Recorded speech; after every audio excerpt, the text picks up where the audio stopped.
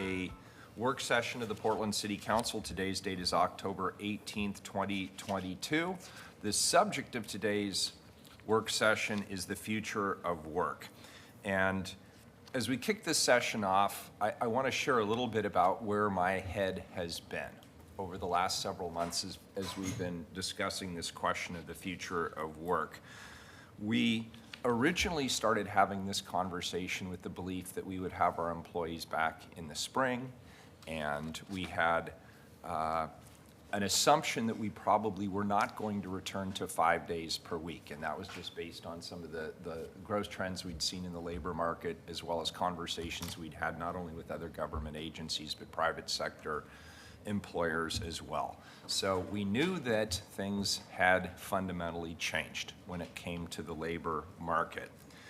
And we also understood that the COVID hangover, if you will, is still very much with us. People who needed access to childcare or pick kids up at school or take care of elder family members. We knew that the services that used to be in place that helped people to be able to address those kinds of family issues were no longer in place.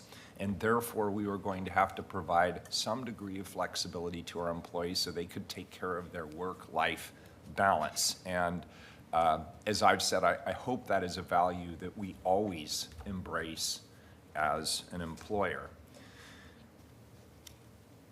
So when we originally had this conversation and I was speaking to employers large and small across the city, my initial thinking was we wouldn't come back 5 days a week, but we weren't not going to come back either. And I sort of had this vision in my head, and I think other major employers did too, about potentially 3 days a week as sounding like a good balance with some flexibility in those 3 days. Well, what I've learned over the last several months as we've spoken not only with our employees but also private sector employers and other government agencies is it's not that simple. This question of the future of work is much more complicated, and the data reaffirms that there's really no perfect answer to the future of work that is going to make all of our employees happy. No matter what we do, some people are going to be dissatisfied. What I do know about this future of work conversation that we're going to really dive into today is that we have to be able to answer three broad elements. We have to address three broad elements that I think are sort of the big questions before us as an employer. First, we can't create two classes of employees. When we're talking about the future of work and how many days a week and under what circumstances our employees come back, we have to keep in mind we're only talking about 40% of our employees. 60% of our employees have already been here full-time throughout the entirety of the pandemic. And I want to remind people that that was quite a sacrifice at the beginning of the pandemic when we really didn't understand what COVID was, when there was a widespread belief, including amongst federal government agencies that were advising all of us in this nation on the nature of COVID, that it was potentially fatal, that it was a very serious affliction. And so asking our employees who are frontline employees, the people who work in our utilities to keep our utilities running, the people who work in our first responder agencies to keep our communities safe, and so many other of our employees, as we asked them, in fact directed them to be at work full-time throughout the pandemic, we were asking them to take on a very real and serious commitment. And I want to acknowledge that. So I don't want to create two classes of employees where we have one group of people where we have required them since day one to be here full-time and create another class of employees that have complete flexibility. It's not fair, and it will create problems within our workforce if we develop two separate classes of employees. We have to respect those for whom this conversation today really isn't completely germane. Second of all, in order to remain competitive in a labor market, we are a major employer in this city, we have to provide flexibility. We want to be able to hire and to retain top employees across all of our functions and in all of our bureaus. And what we know from the labor market, what experts are telling us, both public and private sector employers, are that employees today demand flexibility in their employment. The pendulum has shifted. The power right now is with employees. And if we want to recruit the best, and if we want to retain the good employees that we have, then we have to have a question about how do we maintain the degree of flexibility necessary to be able to both attract and retain good employees. And finally, the question that I have spent the most time perhaps thinking on is the question of what we actually do. We don't create widgets for the masses. What we do is we serve the public. We are public servants. When we chose to become employees of the city of Portland, we chose public service as our path. And I don't believe you can serve the public fully if you're not here to do it.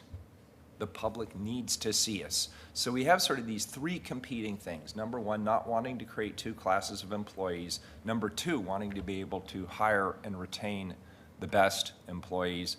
And number three, we want to acknowledge that what we do is somewhat different because it's in the name of public service that we work here.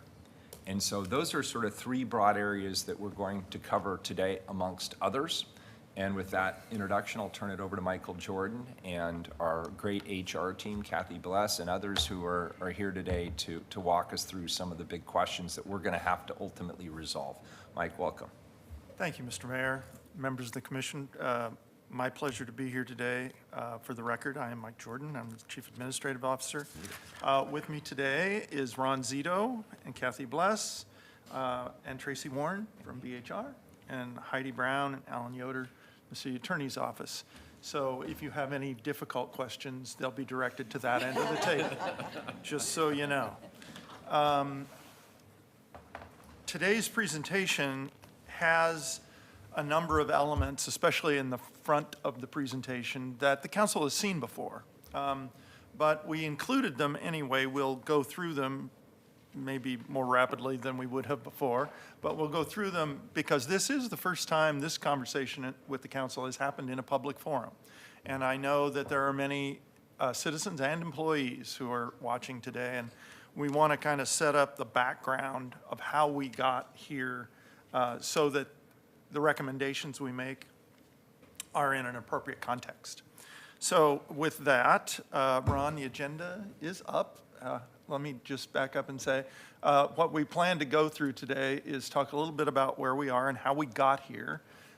We have done extensive listening with employees, with separate groups of employees, with bureau directors, with labor, and we want to talk a little bit about what we've heard from all of them. We're going to have some recommendations for you. You will recall at your last session, we had three areas of pretty high-level categories of recommendations that we wanted to bring you. We left that session with us going for more specificity in those areas, and we want to talk about that today also. And then we'll talk about implementation steps and a timeline, and obviously your discussion.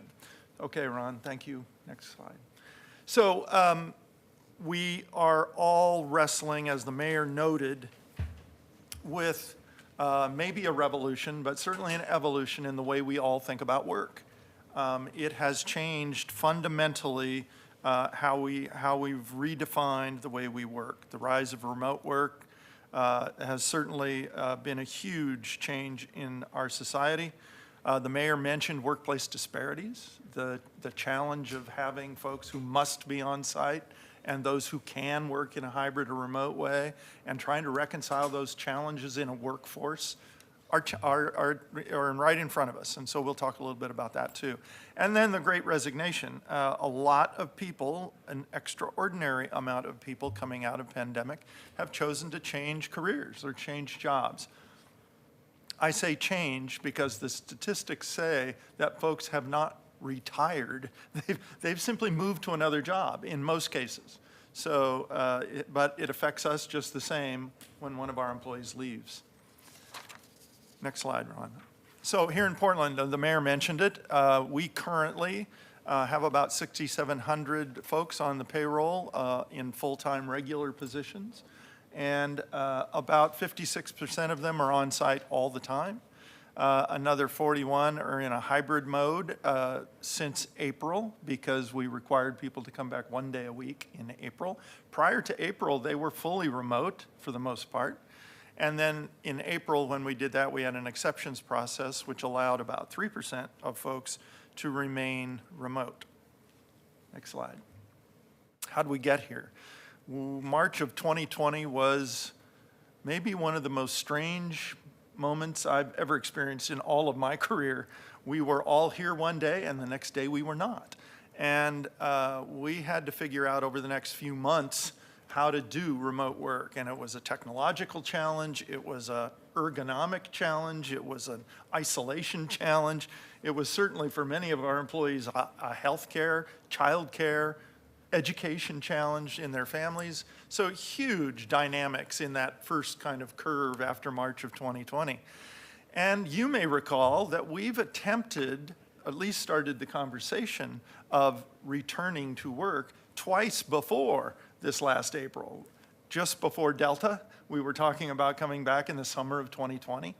And just before Omicron, in the fall of 2021, we were thinking of coming back. So this isn't the first time we've started thinking about what does the future of work look like, but we certainly now seem to be coming out from maybe a pandemic to an endemic situation with the different viruses, and so it's time for us to be thinking about what's the future look like.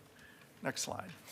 We've learned over the time that there are benefits to remote work. The mayor mentioned recruitment and retention. It's an expectation now of the workforce that there be options for work, that it's not always 8 to 5, 5 days a week. There have to be options. We've learned that. And we've also learned that if we can optimize our floor space using hybrid work, we can probably save money and reduce our footprint, particularly in downtown. And there are other ramifications of that, perhaps, that we want to talk about also later. When our employees are at home working, they also activate their own neighborhoods. They shop, they go to the diner, they get coffee, they do things in every neighborhood of the city. And so there's at least an advantage of spreading out that activity. And then lastly, there are some benefits in climate change. They are difficult to measure. We intuitively realize that people aren't coming downtown as much as they used to, so there must be a savings there. And yet, we are told that vehicle miles traveled in the region continue to go up. So that's a dilemma we've got to work our way through, maybe more of a transportation dilemma than a workforce dilemma. But anyway, next slide, Ron. There are also benefits to in-person work. The mayor mentioned it. We're in the public service, customer service. It is just more effective to deliver many of those services in person. I also know that data tells us that most citizens of Portland experience this digitally. And so unless they're having a direct interface with someone who's in the field, public safety, utilities, transportation, parks, many of our just in day-to-day interactions with citizens are digital. Teamwork and collaboration, a little tougher to get your hands around and your head around, but I just speak from experience. I think we all do better when we are in close proximity to each other, when we're brainstorming, when we're trying to be collaborative, when we are trying to be innovative and get ahead of problems and bring up new ideas and work them. I think we're just better in person. So there's an advantage there. And the mayor mentioned it, parity with other employees. We certainly don't want to be in a situation where we are exacerbating an issue of classes of employees. And then lastly, downtown activation. We would like to see downtown come back. It is a challenging time right now. And having public facilities activate neighborhoods is not a new economic development strategy. It's a tried and true strategy from the 80s that we've been working on for a long time. So there's something to activating downtown too. Next slide, Ron. But what we're really after is the best of both worlds, right? We're trying to figure out a way to develop a future for work at the City of Portland that optimizes all of these things. That's what we're really trying to do here. So let's move to what we've heard. I think everybody realizes last summer we surveyed public employees here at the city. We got about 3,500 responses out of our 6,700 employees, one of the highest response rates probably ever. I think the council also realizes that that survey asked people what mode of work they were in at the beginning, and we gave them different questions based on that mode of work. And so we got different data from people about their experience and how they were experiencing work. Michael, if I could just Sure. add, it's noteworthy how many of our employees responded to this survey. It is. This conversation is obviously of intense interest to our employees, and the response rate on that survey was probably higher than any other survey we've ever done. Well, Kathy may have more experience than I, but I would say you're right. Yeah, I think so too. And what's not on that slide is we had 1,500 written responses from employees. They didn't just check boxes. At least 1,500 of them said, you need to hear what I think.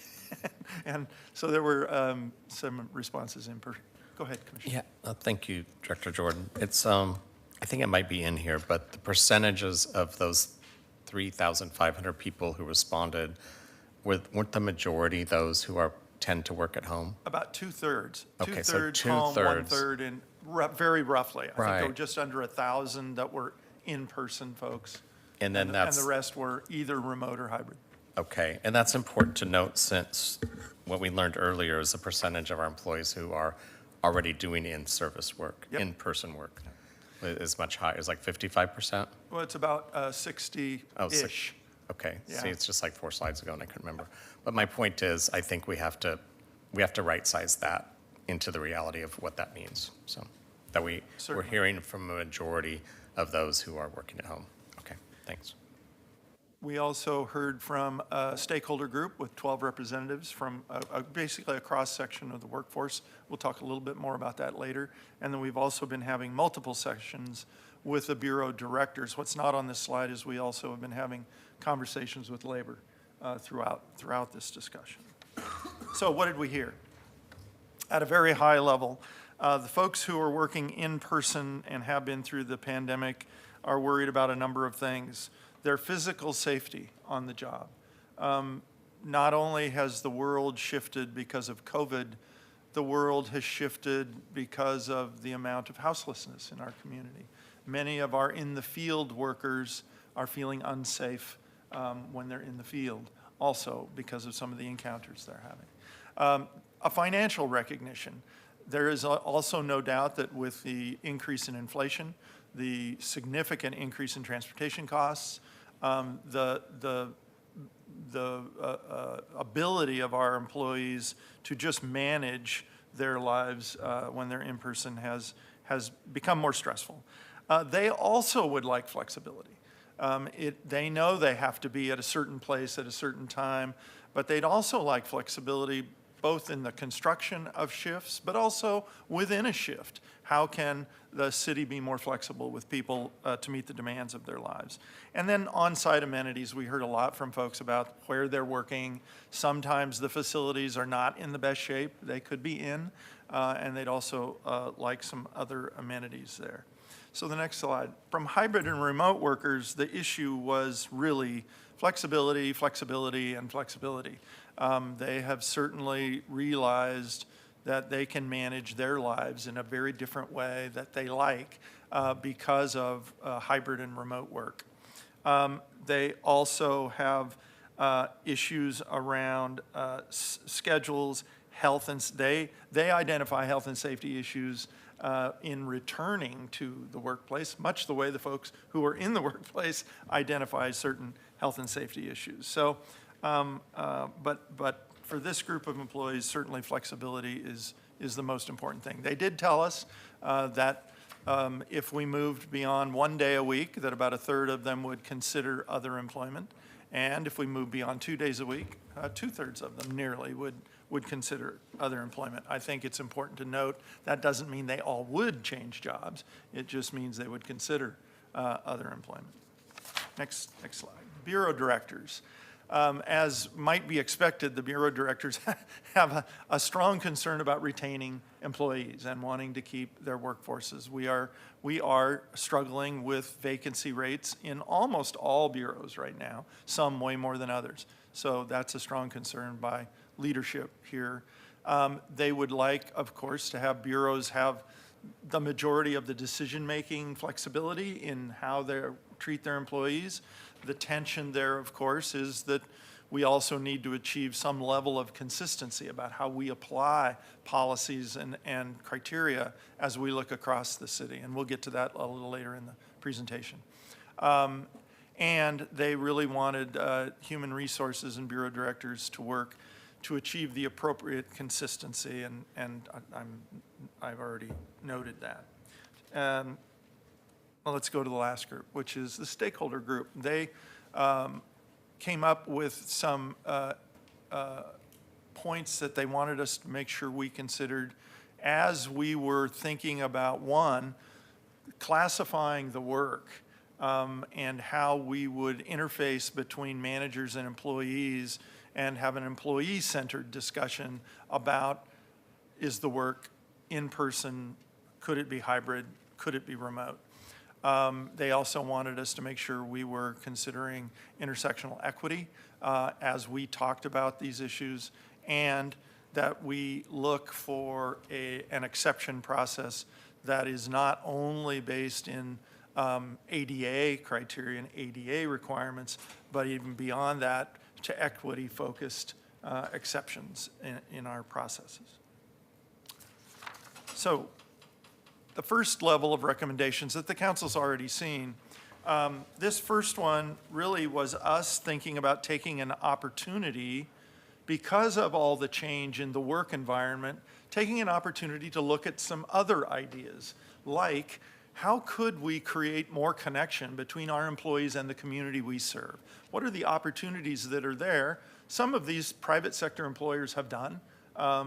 Many employers have volunteer days that they pay employees to go serve with nonprofits or in community to do projects. So that's an opportunity that we could look at. We know that our employees live all over the city. Could we form affinity groups in different neighborhoods where those employees could come together to do public service projects or community projects or hold community events in their neighborhoods? Downtown networking. How could the city be a hub or a host for other employees that are working downtown to promote events, hold lunchtime speaker series, those kinds of things, to try and create more activity downtown? And then lastly, reimagining what is downtown. And I think this is something that we need to be thinking about as an organization, not just as our employees. What does the future of downtown look like? And what do our building owners and employers see as the future of downtown? There's a huge investment in these numbers of square blocks here. How will that investment be best utilized going forward in the future? So, next slide. The second recommendation had to do with full-time on-site folks, and I want to say a little something about this that's not on the slide. The council's seen this. Certainly folks who've been working full-time would like some significant recognition that that's true. I think that is coming more and more, and more people are understanding this. I'm going to skip over the second one. I'll come back to it. Flexibility. The on-site workers do, as I noted, want flexibility just as much as people who are working in a hybrid situation. Now, that's not always possible. However, I can tell you from experience, when we went into the pandemic in March of 2020, speaking where I was at Bureau of Environmental Services, we have a 24/7 operation at the wastewater treatment plant, and we had to completely rebuild the schedules for 24/7 in light of trying to keep people as safe as possible. And then we were just thinking about how do you keep people away from each other? What kind of PPE do they need? We reconstructed the shift schedules in like a week. There's no reason we can't go in and say, okay, if we want to try and create more flexibility for our employees, what can we do for shift schedules? And I think there's a lot of room to run there for people. And so I think our folks on site need that. And then from the survey noted, not just wellness, but safety on the job and safety, particularly in the field. Yes, sir, Mr. Mayor. Michael, I have a question. Yep. Because to me, this one really gets at the heart of the matter, and that is the structure of flexibility. And you and I have had some conversations. We started with sort of pedantic days of the week. Yes, sir. And we've moved towards focusing maybe more on a question of hours, how many hours per week. Then the question is, how do you structure, create the flexibility? Do you leave that to the employee? Do you leave it to the supervisor? Is it some combination of both? Is it a citywide policy, or is it a job class category policy? There's a lot of questions that we would ultimately have to answer within that. But I just want to put a little flag in this one as one of the core questions that we are going to have to answer as we move forward with this. I totally agree, Mr. Mayor, and we, in our implementation slides, we're going to start talking a little bit more detail about how to get there. Good, So- and I'll also just say, Kathy, not to put you on the spot, I'll be looking forward to your wizened recommendations on that front. Thank you. Thank you. So back to the financial support category. You can see there are a number of items that are noted there. You can also see that there are no numbers there. We, in our discussions about this at the staff level, have really come to the conclusion that we should be approaching these issues as financial issues that we will have to bargain with our unions. And so while we have been looking at all of these different things, not only what would a structure of some kind of benefit look like or compensation look like from our employees' perspective and how valuable would it be, but each of those come with a fiscal impact. And that fiscal impact varies and in some cases could be one time, in some cases could be ongoing. And I know that the council is very aware of the fiscal challenges that the city is facing going forward. So we will have a discussion about all of those, but that discussion by its very nature will need to be in an executive session in preparation for bargaining with the unions. We're, I would say, nearly certain that those issues will need to be bargained. Let me just also add something here. Yeah, I've thought about child care assistance, for example. It won't work because there's no child care providers. I shouldn't say there's no, but there's a critical shortage of child care support in our community, and I think that's sort of a national trend at this point as well. So it may require more than us just writing a check. It may require us actually creating those support networks here in our city facilities or in centralized locations. We may have to be even more creative about it than we think. Transportation, some larger employers have already moved away from supporting transportation to creating literally their own transportation network. And as we think about this going forward, we may actually have to fill the gap on some of those other ancillary services where no amount of money is really going to fill the gap. We may have to actually create those services. So that's just something I've been thinking about. I think you're on to something, Mr. Mayor. You know, we have done through our procurement processes, made attempts, early attempts, at not just trying to get money into folks' hands, but actually trying to change the market and how the market works. And I think in childcare, maybe transportation also, I think we are facing some really foundational questions about the market that supplies those services. And I agree with you, childcare, especially if you're thinking about a hybrid environment where a person might only want 2 or 3 days a week rather than full-time, I don't know that there are any providers, or you're on a huge waiting list to get that kind of childcare. So I think you're right that we will have a really interesting conversation and challenging for us. Next slide. Excuse me, Michael. Oh, yeah, before you Commissioner move Hardesty, on. sorry. Sure, Commissioner. As much as I absolutely agree that we should be innovative and creative around transportation supports, I would not support a proposal that paid people to drive automobiles downtown. And because again, if we are going to set an example and be the model for how employees reduce carbon emissions, we cannot be subsidizing vehicles that produce carbon.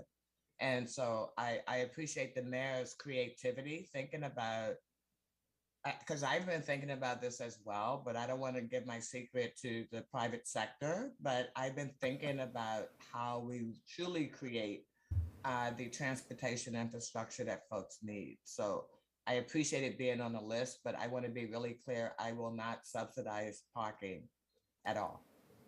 Thank you. Appreciate your point, Commissioner. I know that's been the standing policy for the city for many years, so appreciate it. Next slide, Ron.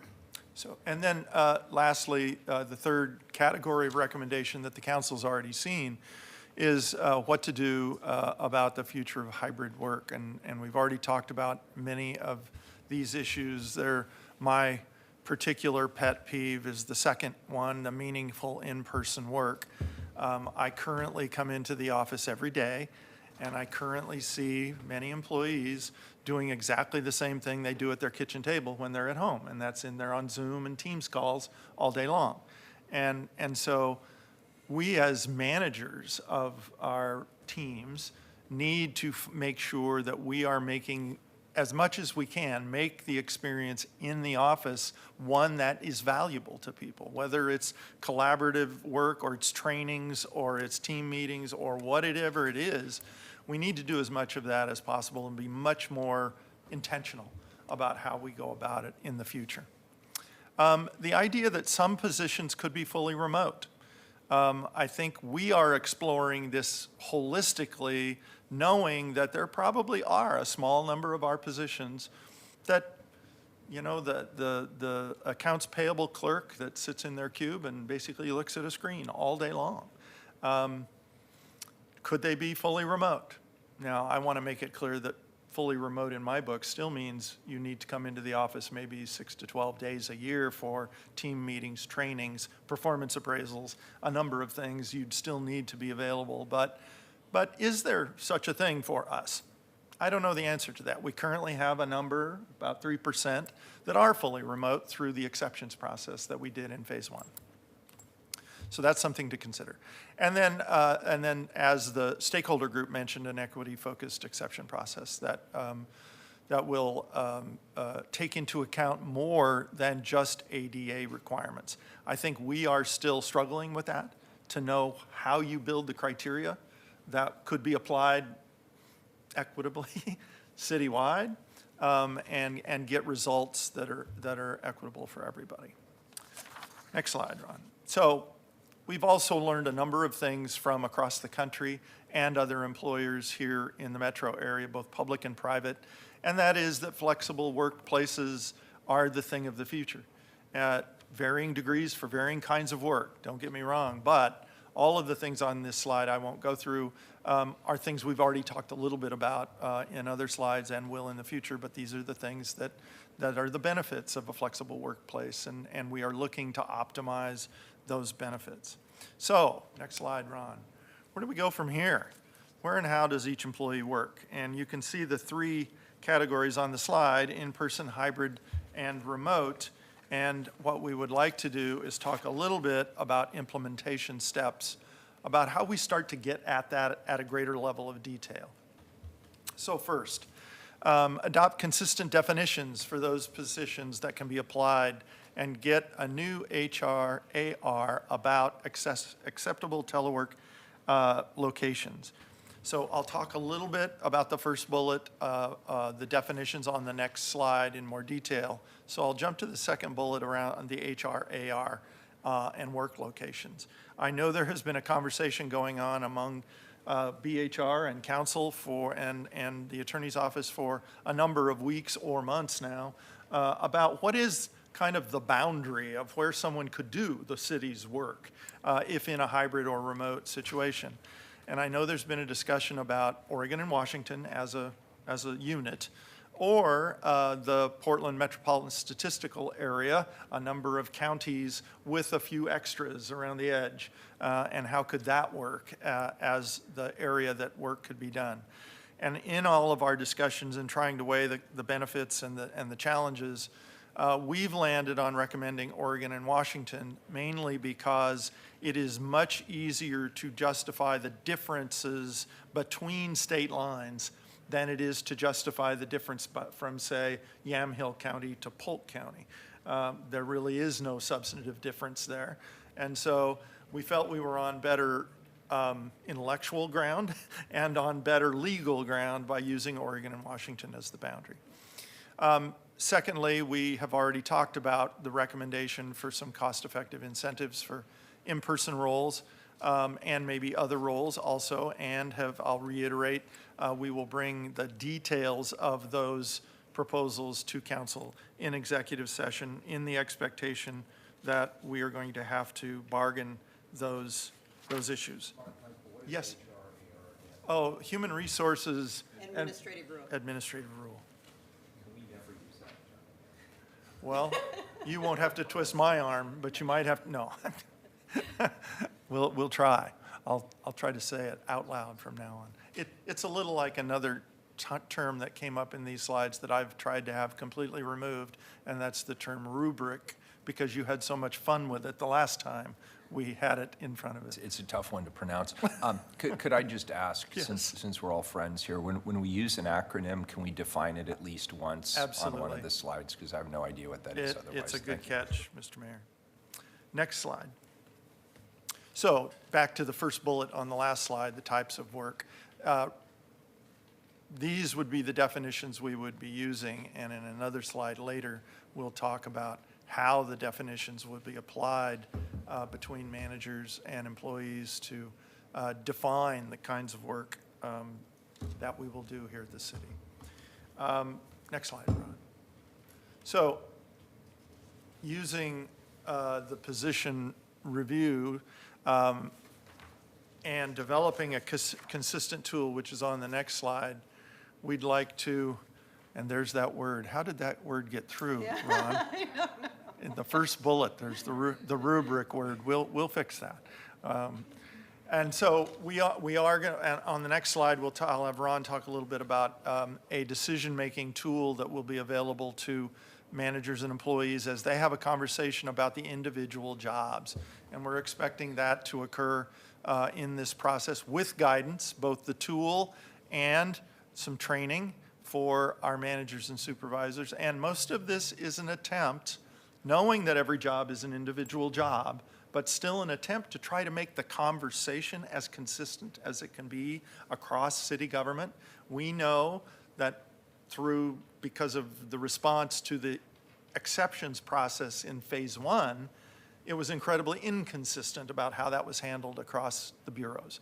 So our attempt here is to try to put as much training and tools in place to guide the conversation, knowing that each job is individual, to make it as consistent an experience as possible for employees.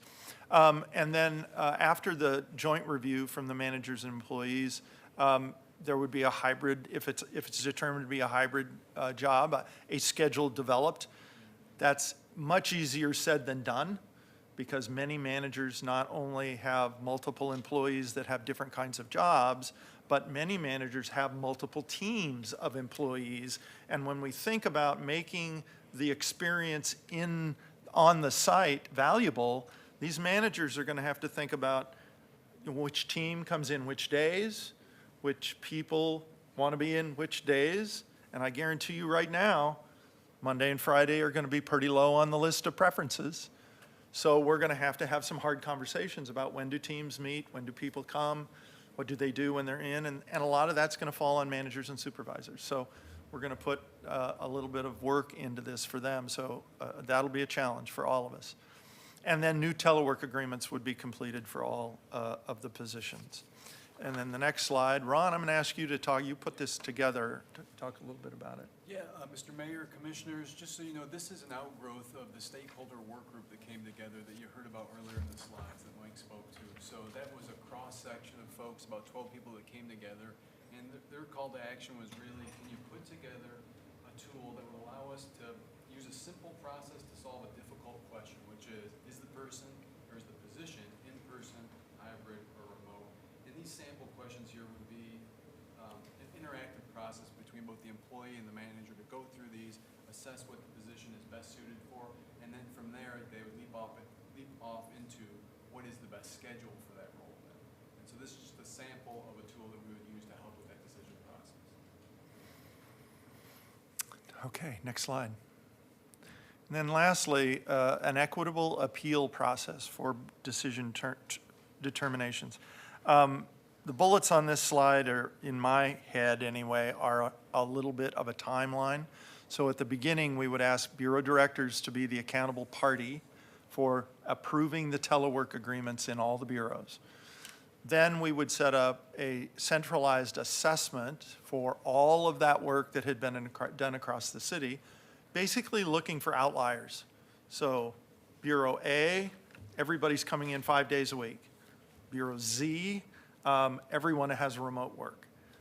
Well, that's probably not quite right. So we try to go through that discussion. How did we get to those conclusions? Where can we maybe find a different outcome for everybody? Or how do we account for that variation across the city? In an attempt to try and make this as citywide a structure as possible.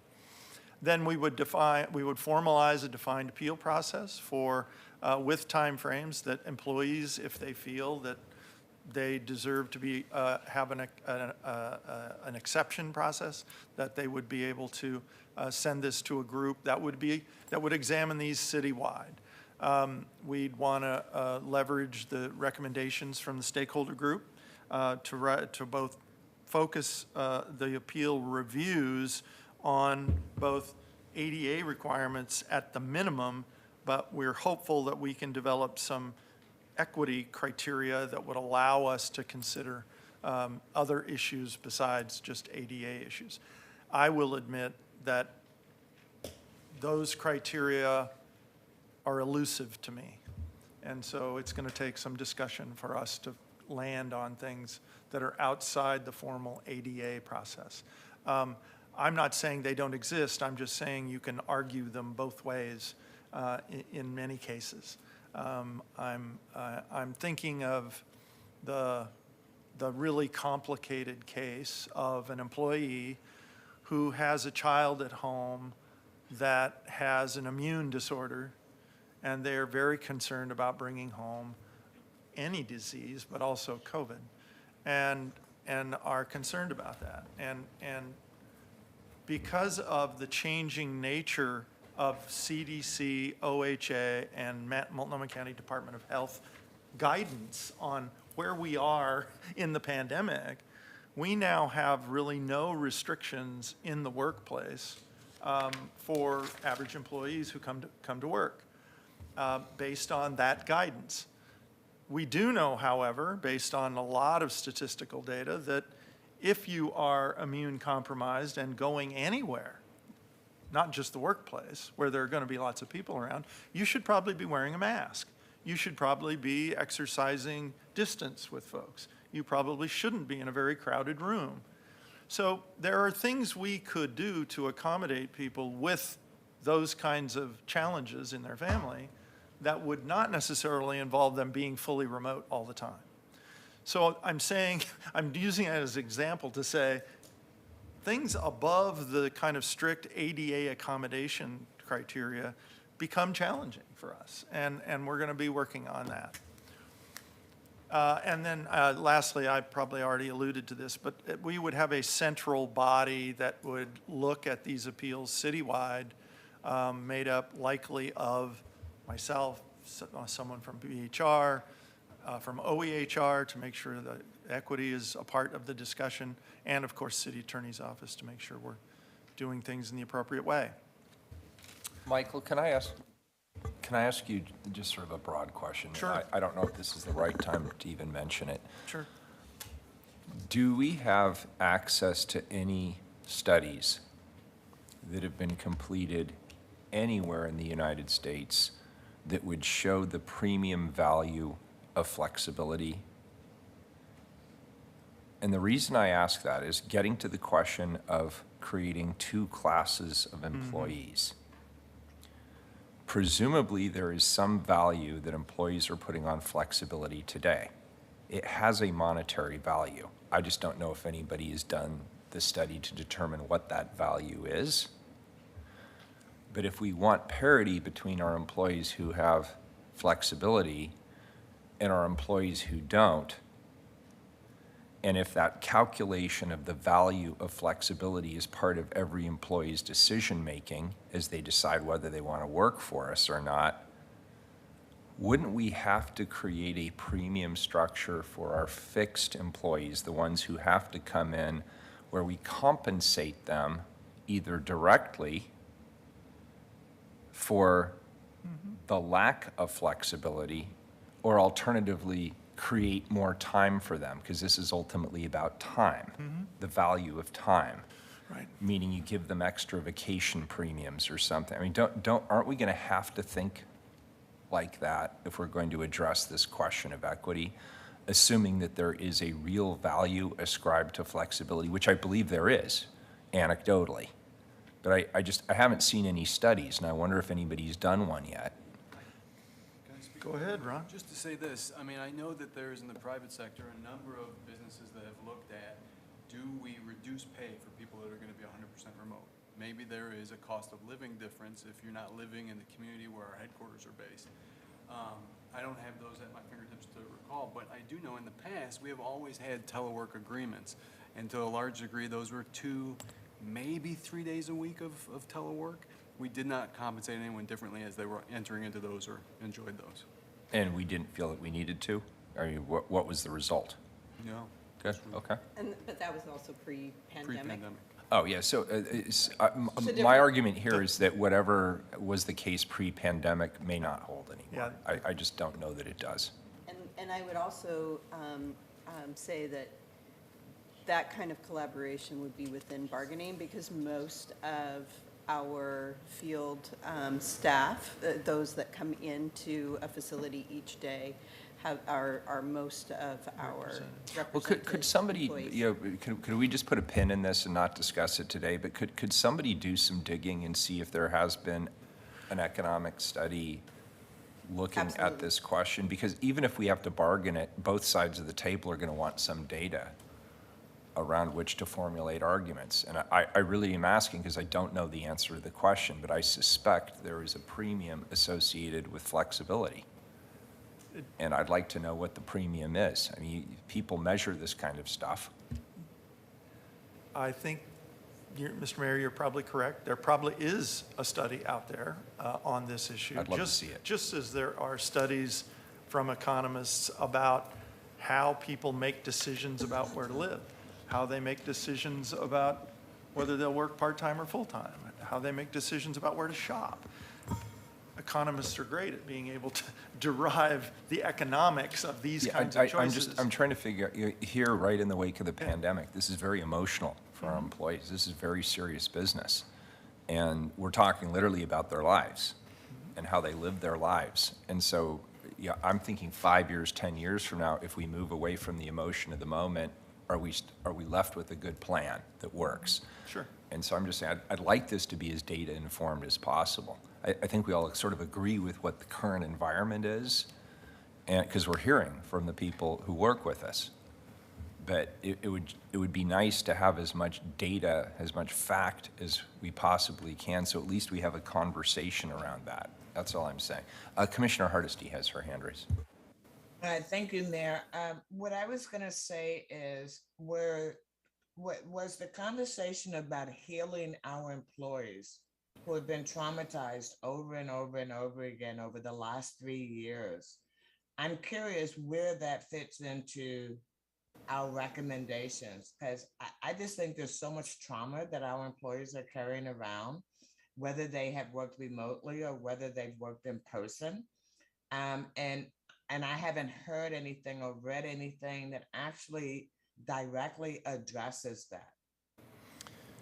Are we bringing in counselors? Are we creating time for people to get massages or talk to their therapists? I mean, you know, again, if we're talking about creativity and kind of the things that people need right now, we have to acknowledge that every city employee has been traumatized, and some over and over and over again over the last 3 years. And when we come back, we're coming back as different humans who hopefully have learned a lot of new tools. Because Mayor, could you have imagined ever that we would have ran city council for over 2 years remotely? I could not have ever imagined that, right?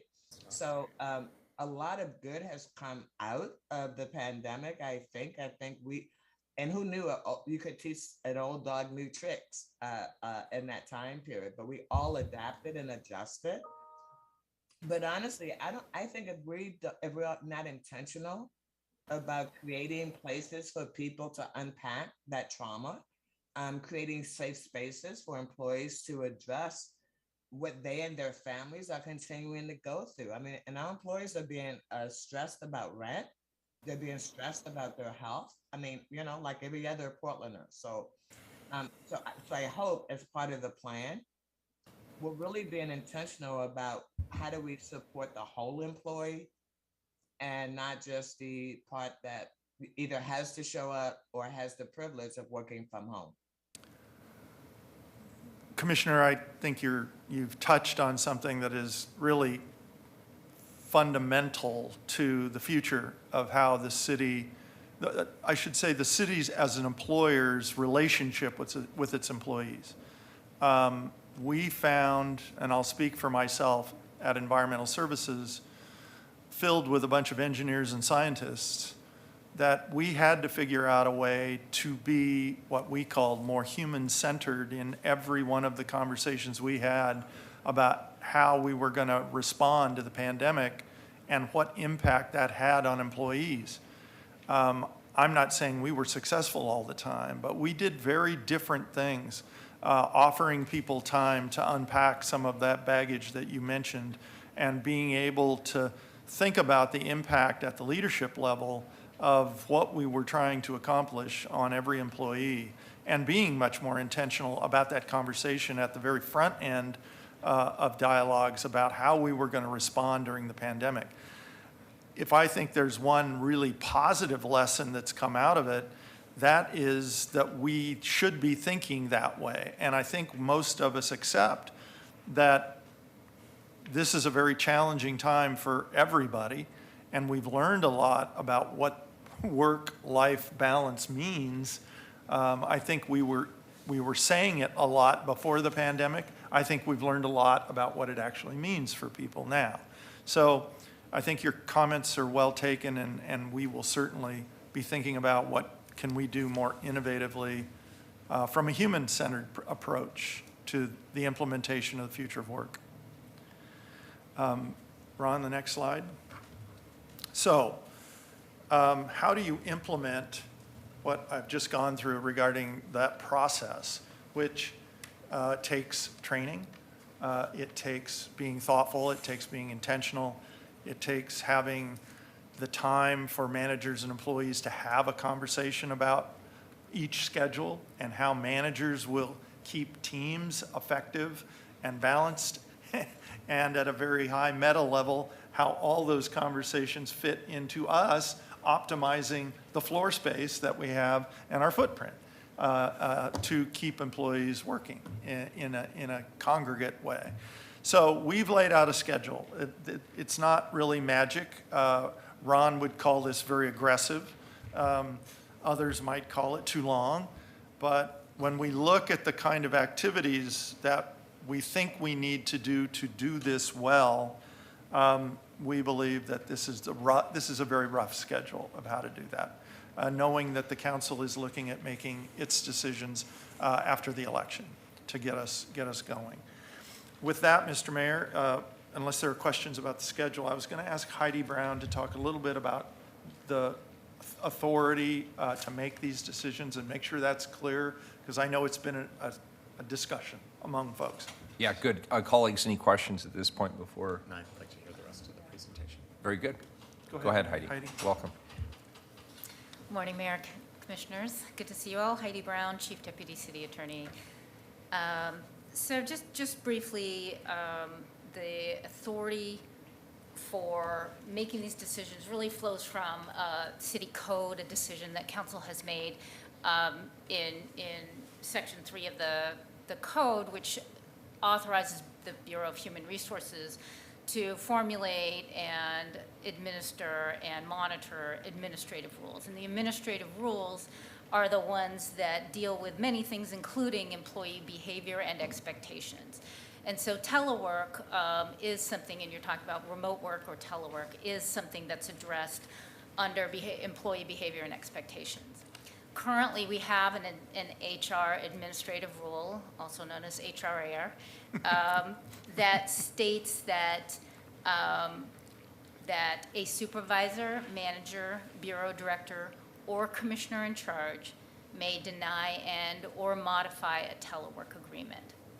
So as of today, the decision to change a telework agreement, and just so you know, the employee can also request to make that change, but I'm just focusing on what's council and employer authority. But that change can be made by the supervisor, manager, bureau director, or the commissioner in charge of that bureau. Are there any questions? And I could get more into it, but I think that's a brief summary for you, and I don't know that you want any more detail as to the legal authority, but I'm happy to answer questions if you have any. Heidi, Commissioner Maps? Thank you, Commissioner. I'm glad that you came in with that clarification, because this is one of the questions that has come up for me today. So the telework agreements are individual agreements between an employee and your supervisor. Do these ever exist like in a job description or a labor contract, or are these all kind of one-off deals? So as far as a labor contract, at the beginning of the COVID pandemic, the city entered into a memorandum of understanding with our non-public safety unions, so most of our unions. And under that, the unions agreed that we could make changes to our telework policy, and that at the conclusion of the state of emergency, that then it would revert back. And reverting back is to what we have currently, which allows for a manager, supervisor, bureau director, or commissioner in charge to modify or end that agreement. So I will say that for labor peace, there is an interest on the unions in wanting to talk to the city about that. And I know Ron Zito's been in discussions, particularly with our non-public safety groups, since they're the ones who work remotely. And so those discussions have been ongoing, but just from a pure legal perspective, it's our opinion that that administrative rule and that authority already exists, because that was in existence previously, and that's what our agreement stated with the unions. Okay, that's helpful. Walk me through, help me think through this scenario. So let's say I'm a supervisor in some city bureau, and the city council decides to pull back the telework agreement. I can imagine plenty of scenarios where maybe even an individual employee decides to grieve that through their union. Is that how that would play out?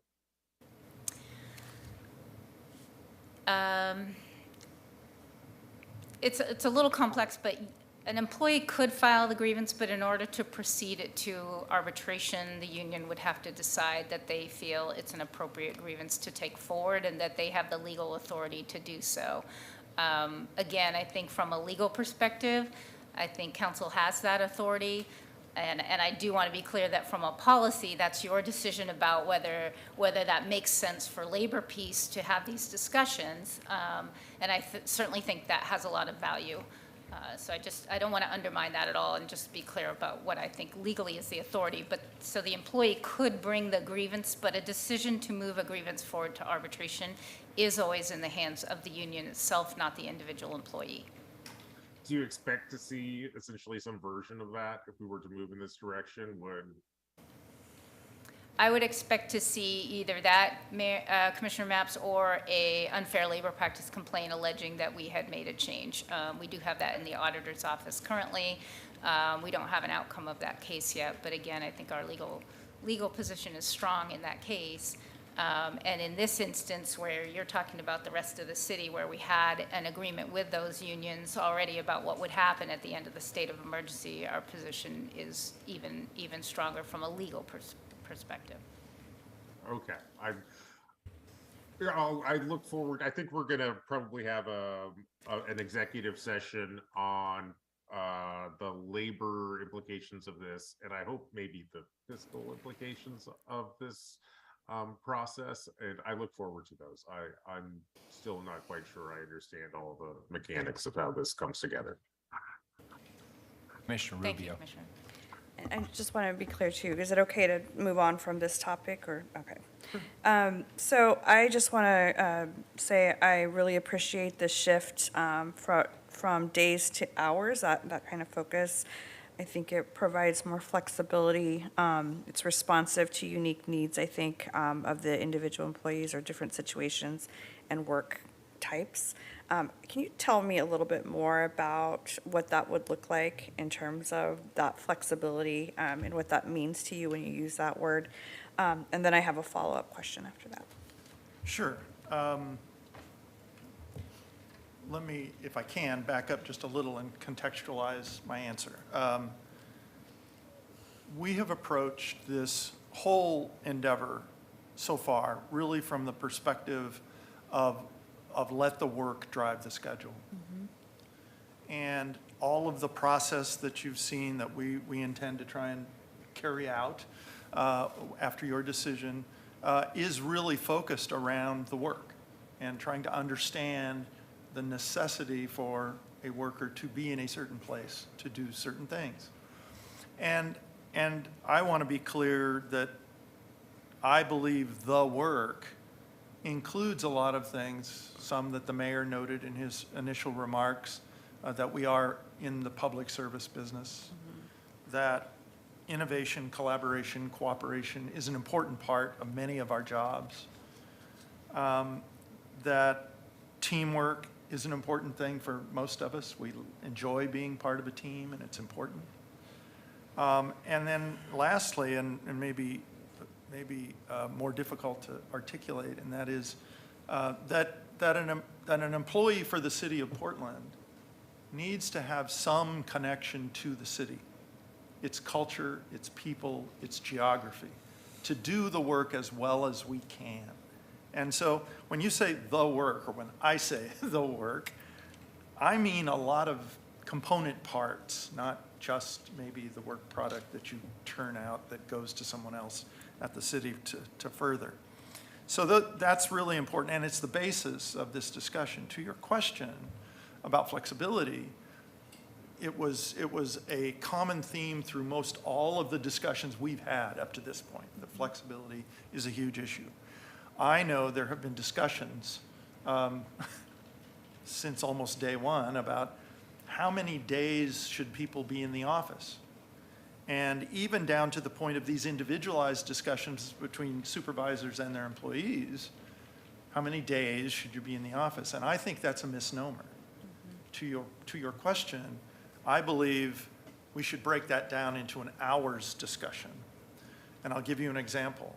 If flexibility is really important to us and a certain amount of time in the office is really important to us, if we can have the flexibility to break that time down among 5 or maybe even 7 days a week, that gives us more flexibility to think about, gee, I got to drop my kid off at 8. If I can come in at 9 and I can leave at 3 and pick my kid up, I'll work 4 days a week or 5 days a week to get my hours in, right? Whatever that happens to be. So that's what I mean when I think about balancing flexibility and the ability to get the work done and be present sometime. So. Thank Can you. I ask them to take the screen down, please? Oh, yeah, Ron. There you go. So just another question. We're talking largely about, and I saw in some of the slides, we talked about folks that have these different kinds of work, and then we talk about discretion or managers and supervisors and directors making these decisions. But we haven't heard anything about, what about managers, supervisors, and directors when it comes to leading teams and their role in terms of this flexibility. So did this survey, and in your discussions, did anything come up about support for workers in terms of the leadership? And then what does that look like, or what are you thinking in terms of how does that show up in this new model? Sure. We did hear very loudly from folks who have worked on-site for the whole pandemic. We did hear in the survey very clearly that they felt unsupported. And that went from people who they interact with regularly to help them during their day, whether it's administrative support or other kinds of support. Sometimes they found it difficult to find those people. They also mentioned managerial support, supervisory support. So that is an issue that's under discussion around what happens with managers and supervisors when you start to implement a hybrid or remote work. The other thing is that we have managers, particularly managers, who oversee multiple work groups, multiple teams. And if we're going to optimize our space and have teams be together to optimize their time in the office or wherever, then some managers at least will probably have multiple folks in the office at different times of the week. And for them to be more present, I think that's a dialogue that's going to be challenging for them. And they have to think about how can they be present for all the employees they oversee and support.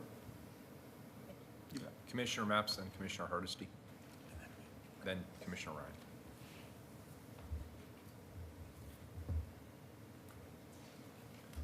Mingus, you're muted there. Yeah, there we go. Sorry about that. First, excellent presentation. I really appreciate the dialogue. I'm going to try to keep my I think essentially comments short, although I may jump back in the conversation. I want to provide Mike with some feedback on aspects of or things that are missing from the presentation that I wish were there. One of which I'd point to is, I think in the slide where you talk about implementation step 3, and I think at the end of that slide, you basically create a feedback loop where BHR, city attorney, human resources can provide feedback on how our planning for our new systems works. But I note that we don't really create a table or a seat for employees to provide feedback here, unless we're thinking about the labor grievances. If that's how they participate in this, then unfortunately, I think that would be more contentious than I hope. It's ultimately, it's my ultimate hope that somehow we can have this look a lot more like interest-based bargaining than a more contentious implementation. Commissioner, your audio comes and goes just a little bit. Okay, and I'm not being particularly coherent. Let me try to sharpen this up for you. I hope that we can create a step in the implementation of this where we gather feedback from employees. Yep. And we've done that for, I think, bureau directors, HR, city attorney, whatnot. I think if we had a place for employees, we might save us some trouble.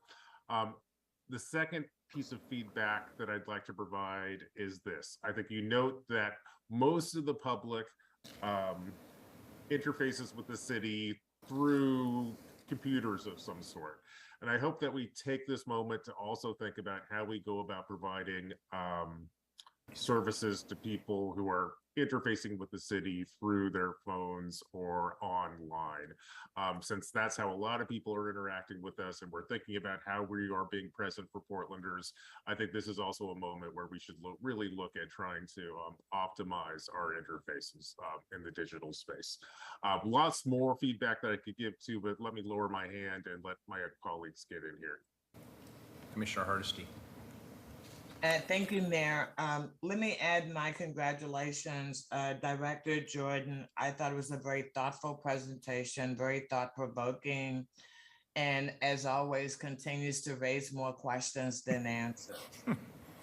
Let me just say for myself, when I am at City Hall, my computer setup in my office does not allow me to use Zoom. It does not have a microphone. And I have not priced what it would cost to replace my City Hall computer I can do it in council chambers. Otherwise, I'm on my phone. And so if I'm a elected official and I have limited ability to actually use all my tools in my own office, I can imagine that other city employees and bureaus are having the same challenges. Commissioner, I think you're right. We do have challenges with technology. And as we continue to move into a more hybrid and potentially remote world in the future, particularly the hybrid, we are still, I'm finding it not only technologically, but culturally challenging to be able to keep real people and virtual people in my head at the same time. And so you're right, we do have to improve with technology to make it available to everybody so they can do their work well. And you should, and I was a bit surprised that 53% of our workers are already doing a hybrid model. And I was really surprised that there's less than 3% that are working primarily from a remote location. I would like to know more about the folks who are working from a remote location. What is their job classification? And is that something, I mean, because to me, it sounds really easy, right? If we've got 3% of the workforce who, because of the work they do, they are efficient and effective working remotely, why would we mess with that? Commissioner, I hear what you're saying. Most of the people who are working remote currently are doing so under an exception that was granted in phase 1 of the process. We know that those exceptions were granted in a very uneven way across the bureaus. And so I can't tell you today that it's the work that is driving the reason the person is remote. So we will evaluate that as we go into this next phase. All telework agreements will kind of be rescinded and then reestablished when we go through this process, and we will find out about those remote issues for you. Thank you. Those are my questions. And again, really great job. And I am so happy to see that as a council, we're really trying to think outside of the traditional box into actually what provides the best customer service for the people we serve. So, and it's not going to be easy because it's brand new and we're building it as we're flying the plane. Yeah. Thank you. Commissioner Ryan? Good morning, and it's great to be here in person. In fact, I found it interesting, and this is a great example of adapting to in-person again. So in this meeting, I've tried to look at your eyes actually when you're talking and not all the screens around me. Have you noticed that? Yeah. Yes. So we're all adapting to what it's like to be in person when we still want to honor those that can't be here this morning. I want to start off by saying that the themes that we're talking about are really evident. So everyone talks about flexibility. And we all come into these positions with, lived experience in executive leadership. And I know in 2010, we made it a policy where I was a CEO that your life has to have balance. And so we shifted some employees, even at the vice president level, were 0.75, because for them, their families were first, and they wanted to pick up their kiddos from school. And we just had a flexible work ethic. Mm-hmm. And we were always mission-driven, and we knew that our best teamwork was in person. So sometimes this conversation feels a little dated for me, and yet I wanted to just tell you why. And so I think that it's wonderful that we take out of what the COVID experience, the pandemic, the lockdown, and learn from it. And I think that's what I'm seeing in the themes here, both for those who had to show up in person. How do we allow those employees to also have the same privilege that the traditional word, the white collar employees have always had, that more flexibility? How do we give that to our essential workers who are doing in-service public service? And I think that's our opportunity right now. And so how do we just make that a standard? And it seems like that's where we're going. So time is now to do that. And then I think we level the playing field and we can start to have a better conversation about what it's like now to maximize the in-person experience. And I think that that's another longer conversation that commissioners in charge will have with their bureau directors, who are having with their managers and having with their supervisors. And I know, hello, my scheduler, Brooke, it's like we're trying to figure that out when I'm in the office. I'm like, about a month ago, I don't want to come in the office and then be doing Teams meetings all day long. So how, when I have my 3 to 4 days, which has been consistent for at least 3 or 4 months now, how to make sure those days are more in person. And it's been exciting to watch how many people, observe how many people want to come back to City Hall in terms of, oh, we'd like to move that meeting in person. And I'll tell you, those half-hour meetings are so much better than the ones I was doing on Zoom. You forget about the pleasantries of welcoming people into your space, the organic exit as opposed to just pressing that leave button. And it's for humanity's sake, we need more of that connection time. And so I think that we should be excited about this conversation. And I look to the people here who are our connectors with our protected labor unions. This is something that's revolutionary for some reason, but the time is now, but the time was really decades ago to have this conversation. So we get to learn from this experience and implement that. And I think once we get those standards clear, I have faith organically that more and more people will want to come back to in-person, because it just really helps one's mental health, I believe. And I think that when the Commissioner Hardesty mentioned this, and it's how to offer those mass transportation incentives is important. We'll have to look at one of the number one reasons people aren't taking the MAX. I live near a MAX station. I'll tell you what I've observed, the eye test. So this morning, besides the fact that North Portland had no power and I had the coldest shower I've had in a long time, that's why I was a little bit late this morning, and all the traffic lights were out. So there's that. But I was really going to make a point. And the point is that the traffic's horrendous. So people are driving somewhere. And then I go by the MAX station and it's pretty empty. And so that's a real issue. So we have to figure out how to get more people back into transit. And we have to accept the fact that a lot of cars are going somewhere, perhaps not downtown, but it's lively out there again. And so we don't want to stick out as the organization that isn't just embracing where we are today. And I'm excited about the fact that we're having dialogue about the fact that we're a mission-driven organization. And people love to see us in person. And the city's morale is counting on that, big picture city. And I think it's really awesome that the presentation today started to really focus on our opportunity to level set what flexibility really means in the workplace. And then the other part that I'm excited about, again, is how we can maximize those in-person days. So thank you. It was a great presentation. It has evolved quite a bit since last time we talked.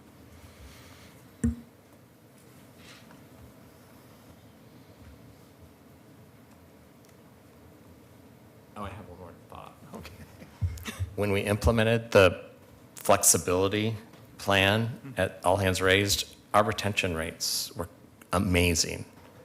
So I think the data point that you look at to see if things are working when you implement them is if people stay in their jobs. And I do believe that job satisfaction goes way up when you know that you don't get pushback because you suddenly have a doctor's appointment or your kid suddenly has the flu or you really want to go to that soccer game. Thanks. I agree. And if I might add, we've been not only thinking about the issue of defining each job as in-person, hybrid, or remote, but also knowing that we're in a dynamic world that changes on us from time to time. And we've been thinking about what would be the triggers that might allow us to create a systemic exception for some kinds of jobs. So right now, some kinds of IT jobs, literally we've had applicants say, if I can't do it remote, I'm not coming. And so I remember, I'm old enough to remember just before Y2K, you couldn't buy an IT person, period. They were just gone. They just were being sucked up by the private sector because everybody was whacked out. And of course, that was not justified paranoia, apparently, but the point was you couldn't get anybody. And so I think we're going to have to be much more flexible. And so let's say we get double the turnover rate in some profession that is normal. Or maybe we see that we've had 3 failed recruitments for a certain kind of job. We might want to think about what are the criteria for creating a systemic exception for a period of time under some circumstances.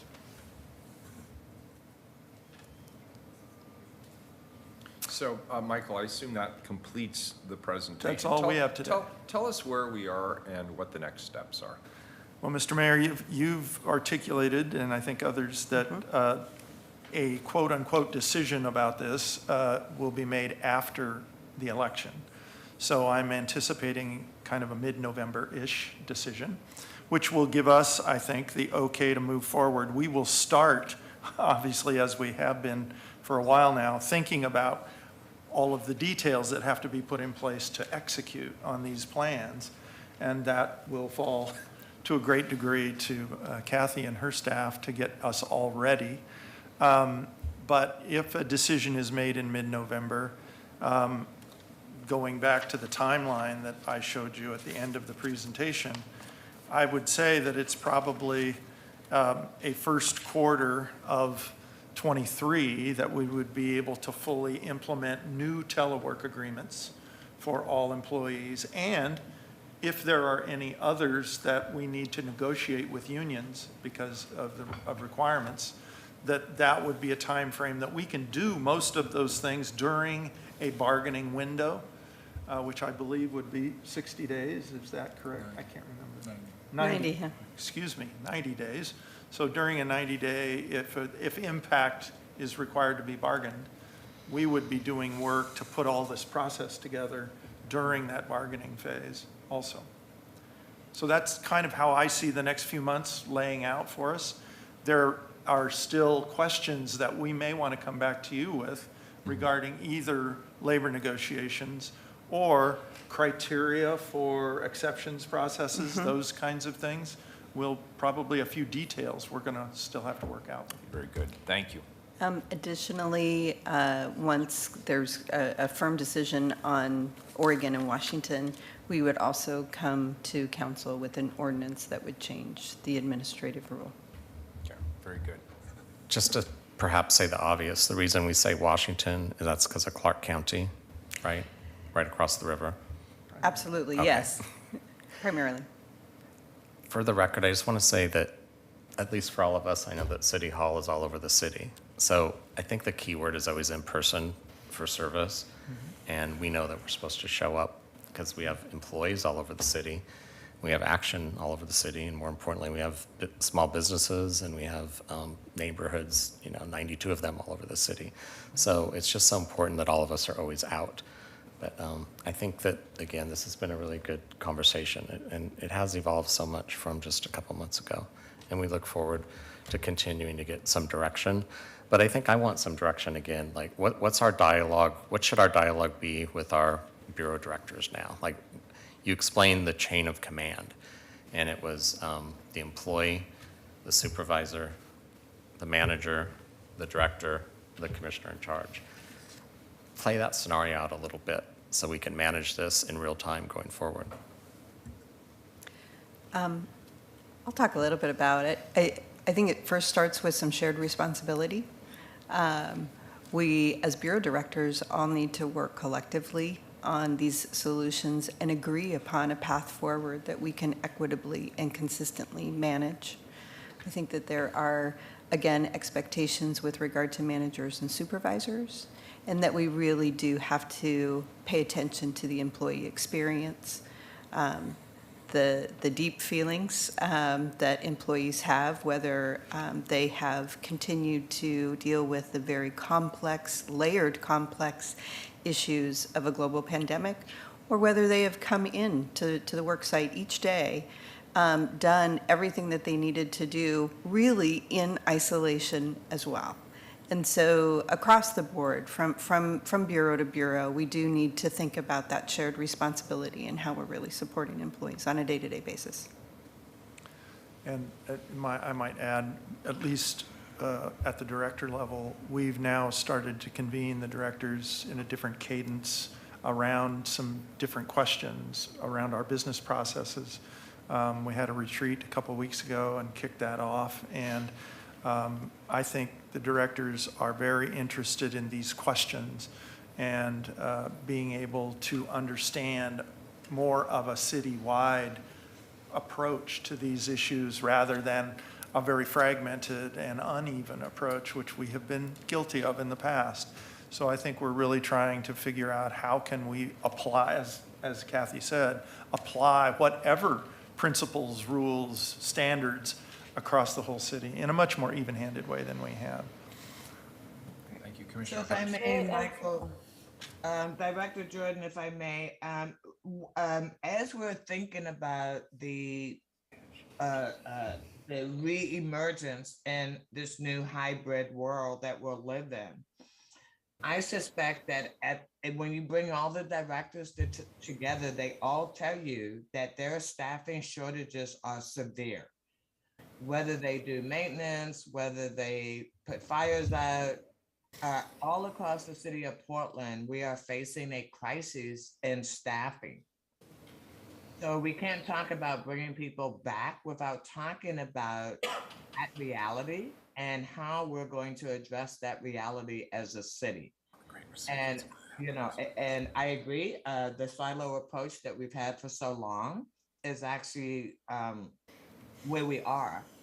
But I don't want to, but we need a model that actually acknowledges that all over the city in my 3 years and 9 months, I've seen some bureaus that suck up a lot of resources and some bureaus that are desperately begging for resources. And I suspect with the change in government coming, we'll have an opportunity to think differently about how city employees will be engaged and who we're recruiting for jobs in the new city hall.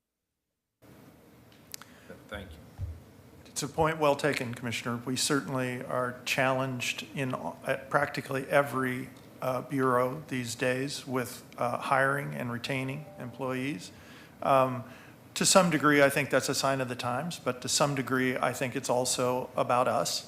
And so it's a little of both, and we can do better. And my commitment is to work with the leadership of all the bureaus to try and figure out how we can do better and be more effective and provide a better environment for all of our employees so that they feel like they can thrive here and do good work. I think most people take up public service, as the mayor noted in his initial remarks. They do it for a reason. I think they do it because they care. They care about their community. So I think we have a natural advantage there with our employees because they do care. But we have to provide an environment that's competitive. We have to provide an environment that's safe and secure, and we're facing challenges across the city in those areas. Commissioner Rubio. Thank you. I just want to, reiterate that this was a great dialogue and, really appreciate the conversation. I also just want to touch on something that was mentioned earlier where we talked about healing as we kind of transition back. So I know that there have been some conversations with Director Watson around what that might look like. Very interested in hearing more about that, particularly not just the healing aspect, but how we also show and demonstrate appreciation for our workers that, really got us through this challenging period of the pandemic. So just want to put that out there to make sure that that doesn't get lost, and perhaps next time we come together, if we can hear more about that. I appreciate that, Commissioner Rubio, and even the short time I have known Director Watson, she won't let me forget. I know that. She's on it, so we'll get there. Great. Well, thank you, everybody. Excellent presentation, good discussion, and a great platform for us to begin the process of moving forward with a concrete decision. Thank you. We're adjourned. Thank you.